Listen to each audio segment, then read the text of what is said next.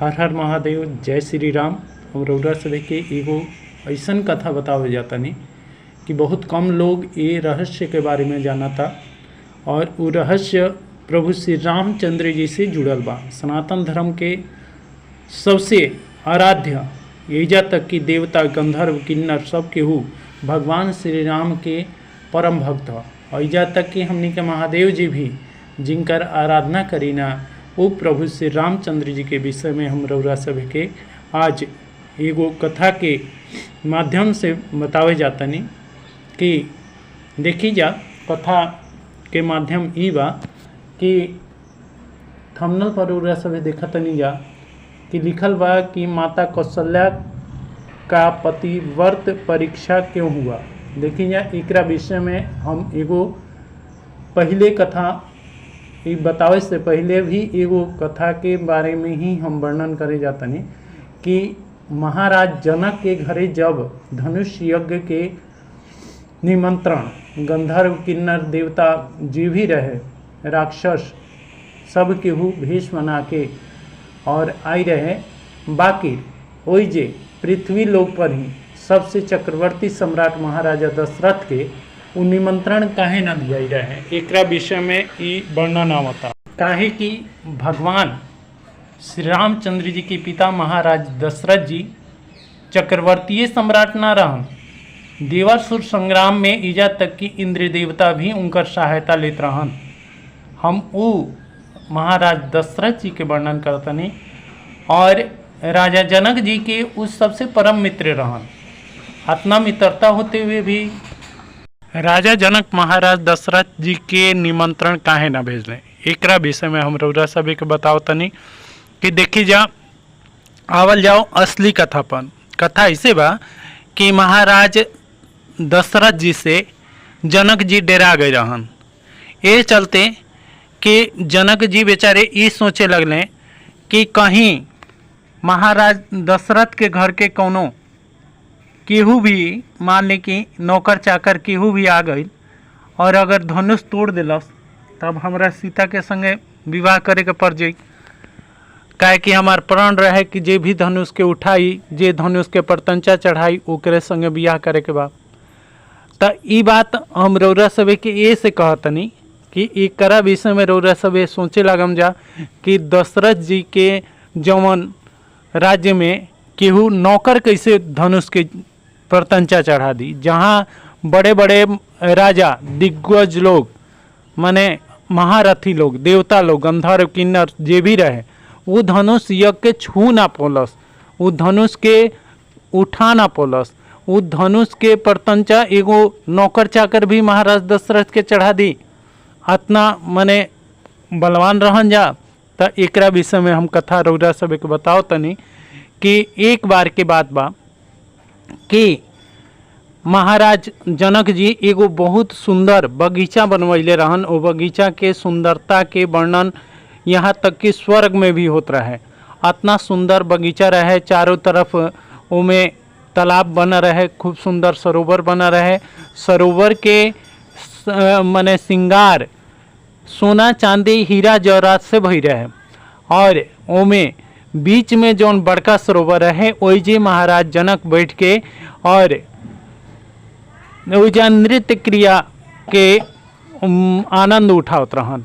ओइजा नृत्य होत रहे और नृत्य में इतना मग्न रहन कि एगो महात्मा यानी कि एगो संत महात्मा ओइजा अइले महाराज जनक जी से वार्तालाप करे और महाराज जनक उनका तरफ देखले तक ना।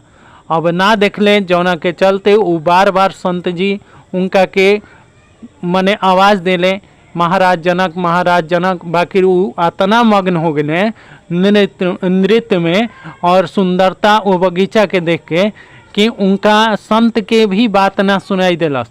जौना के चलते वो संत जी खिसिया गए और वो संत महात्मा ऋषि उनका के श्राप कर देने कि जा ई बगीचा से तारा इतना मोह बा, तब ई बगीचा सूख जाओ, ई बगीचा खंडहर बन जाओ।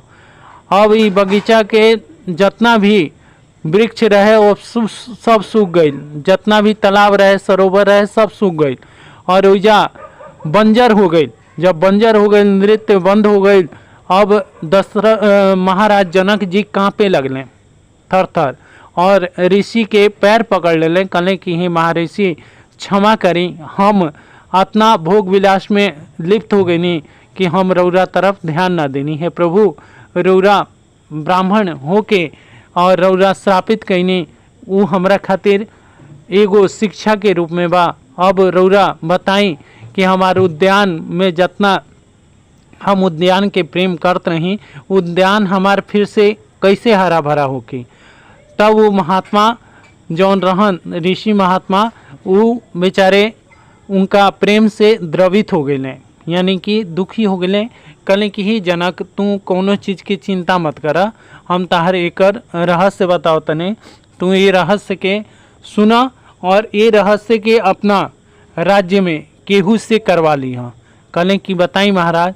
तो कहले कि सूत के एक कच्चा सूत के एगो डोरा, कच्चा सूत के एगो धागा, डोरा और धागा एक होला, हमने के भोजपुरी में डोरा कहाला, ओकरे के धागा कहतनी कि कच्चा सूत के एगो धागा, और कुम्हार के घर से बनल बर्तन, बर्तन जौन की कच्चा होके, ओकरा के पकावल ना के, वो कच्चा घड़ा में सूत से बांध के, और जौन वो बीच में वो बगीचा के बीच में एगो तालाब रहे, जौन की वो ना भरा रहे, ना सूखा रहे, वो तालाब से पानी सींच के, और जे भी वो बगीचा के सब चारों तरफ पानी दे दी, वही आदमी के मने पतिव्रता स्त्री ही ओकरा के जल दे सकती है। जे भी पतिव्रता होगी अगर वो जल दे दी तो फिर से हरा भरा हो जाए।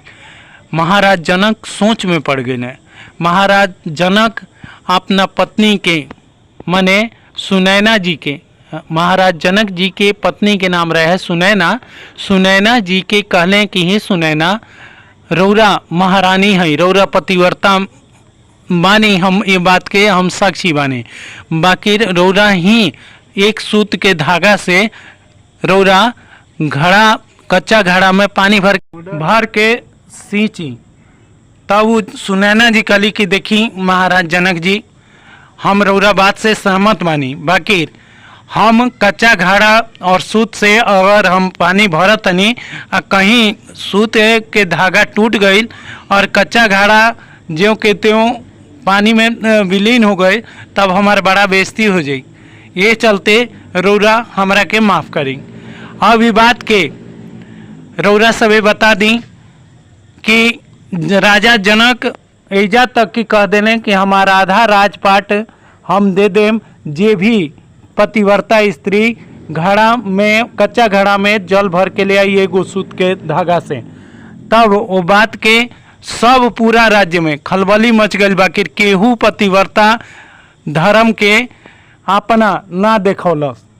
और ये बात के चर्चा सुन के अब महाराज जनक बड़ा दुखी भइले, काहे कि वो बगीचा से उनका बड़ा प्रेम रहे। तब ये बात के उनका पता लागल कि जगत विख्यात महाराज दशरथ के जौन कि ओघर चक्रवर्ती सम्राट रहन, पूरा माने पूरा विश्व में ये बात के ख्याति रहे कि माता कौशल्या पतिव्रता में शिरोमणि रही, सबसे ऊपर रही, उनकर सबसे ऊपर दर्जा रहे माता कौशल्या के, जौन एगो पतिव्रता रही। ओइजा महाराज जनक दशरथ जी के चिट्ठी भेजले, काहे कि वो घड़ी चिट्ठी के जमाना रहे, चिट्ठी दूत के हाथे भेजले कि हे महाराज दशरथ जी, रौरा कौशल्या जी के लेके आई और हमारा बगीचा में ऐसे ऐसे बात भइल बा, एक सूत से कच्चा घड़ा में पतिव्रता स्त्री जल भर के अगर हमार बगीचा के सींच दी, तब हमार बगीचा फिर से हरा भरा हो जी। महाराज जनक जी के जब चिट्ठी दशरथ जी पढ़ले, तब बेचारे कहले कि हे कौशल्या, तू ऐसन करा कि तू चल और जाके और जनक जी के, जनकपुर में जनक जी के बगीचा के जाके सींचावा। वो कहले कि ठीक बा, और कहली कि हम सवेरे हम अपन जाइम। तब सवेरे महाराज दशरथ जी के आज्ञा से कौशल्या जी तैयार होके लगली। जब माता कौशल्या तैयार होकर रही तब उनकर दासी आइल जौन की घर में झाड़ बुहार करे के काम करते रहे राजमहल में। और उदासी आइल कलश की ही माता कौशल्या जी रउरा कहाँ जाए के तैयारी करतनी। तब वो कली कि हे रंभा, उनकर नाम रहे रंभा, जौन उनकर मने नौकरानी रही माता कौशल्या के। वो कहली कि हे रंभा, हम जनकपुर जातनी और जनक जी के हैसन चिट्ठी आइल बा, हम उनकर मने बगीचा के सींचे जातनी, काहे कि एगो पतिव्रता स्त्री ही वो बगीचा के सींच सकतिया। तब वो जौन नौकरानी रहे कलश की माता कौशल्या जी, ई काम तो हमो कर सकतनी, रउरा काहे के जाइम, रहे दी और महाराज जी से आज्ञा ले दी, हम कल जाके और वो बगीचा के सींचाएं। अब ये बात के जनक जी के दूत जौन रहे वो सोच में पड़ गई कि एजा एगो नौकरानी जाई। वो बेचारा चिट्ठी देख के वापस आ गई और एजा महाराज दशरथ जी एगो सोना के रथ बनवैले। सोना के रथ पर उदासी के बड़ा स्वागत सत्कार से पूरा सजावट से और एक अछौनी सेना के साथ वो नौकरानी के दासी के भेजल गई जनकपुर। जब जनकपुर वो जाए लगल, जब जनकपुर के मने सीमा प्रवेश जब कैलस, तब महाराज जनक की जब पता लगल तो वो देखे गईलन, स्वागत करे गईलन कि अरे माता कौशल्या जी आ गई। और वो जब देखले तो ओकर सुंदरता पर देख के मोहित हो गए कि अरे माता कौशल्या इतना सुंदर, सब पूरा राज्य उनकर कौशल्या जी की जय, कौशल्या जी की जय करे लागल। तब वो जौन दासी रहे वो एगो अप्सरा, रंभा अप्सरा जौन रही, वो रंभा अप्सरा के ही तरह वो रंभा दासी रही। वो देख के सब के वो ये सोचलस कि वो माता कौशल्या है।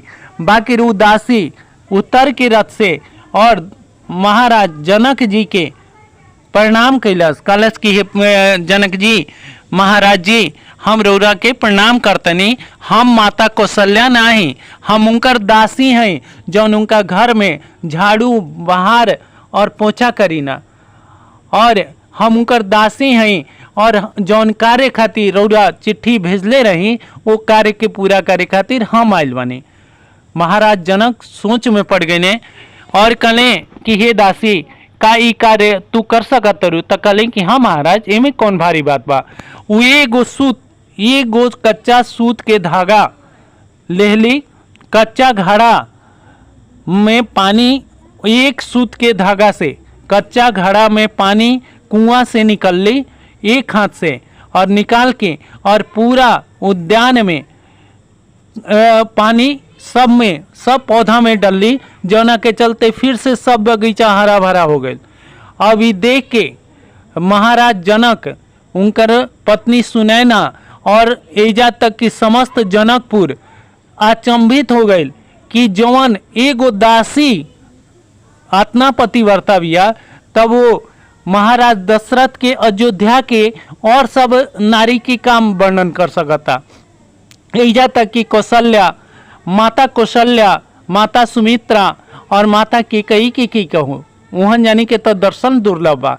अरे जेकरा घर के दासी इतना पवित्र बाड़ी सा कि जौन पतिव्रता के मिसाल बाड़ी सा, अगर उहे सोच के महाराज जनक जी वो राज्य से निमंत्रण ना भेजले धनुष यज्ञ के कि कहीं अगर वो जाके नौकर भी आ जाई तो उहो धनुष उठा ली और उहो धनुष के परतंचा चढ़ा दी, तो हमारा सीता के संगे विवाह वो नौकर के करे के पड़ी। यही डर से महाराज दशरथ जी के घर निमंत्रण जनक जी ना भेजलें और यही रहे माता कौशल्या जी के पतिव्रता के परीक्षा, जवन की एगो उनकर दासी तक परीक्षा दे के चलाइल और माता कौशल्या के तो वर्णन कैसे कल जा सकता, काहे कि जिनका गर्भ से, जिनका घर में खुद पार ब्रह्म परमेश्वर प्रभु श्री रामचंद्र जी अवतरित हुए। और ये बात के हम रउरा सभे के ना कहम कि उ पतिव्रता रही कि का रही, इस सब के वर्णन तो रउरा सभे खुदे कर लीजा। रउर सबके मने बताई कि जिनका घरे खुद, जिनका गोदी में स्वयं प्रभु श्री रामचंद्र जी खेलने, उनकर पतिव्रता के परीक्षा के लिए। हर हर महादेव, जय शिव गुरु।